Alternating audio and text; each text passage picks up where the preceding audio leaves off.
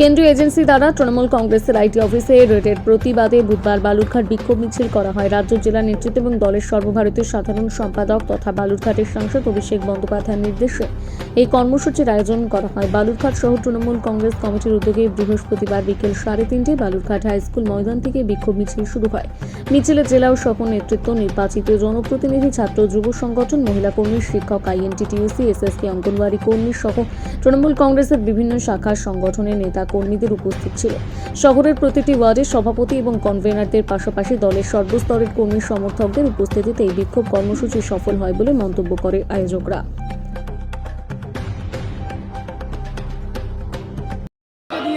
BJP যেভাবে চক্রান্ত করে পশ্চিমবঙ্গে যেভাবে অত্যাচার চালাচ্ছে এবং বিভিন্ন জায়গায় বিনা কারণে কোনো কারণ ছাড়া যে কোনো জায়গায় অভিযান চালিয়ে দিচ্ছে এবং সেটা শুধুমাত্র কোনো রাজনৈতিক দল বলে নয়, গণতন্ত্রকে হত্যা করছে।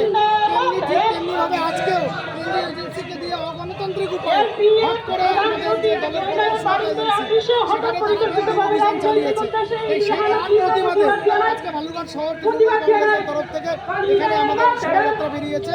সেখানে আমরা ধিক্কার জানাচ্ছি এই বিজেপির চক্রান্তকে। কতটা শোনা গেল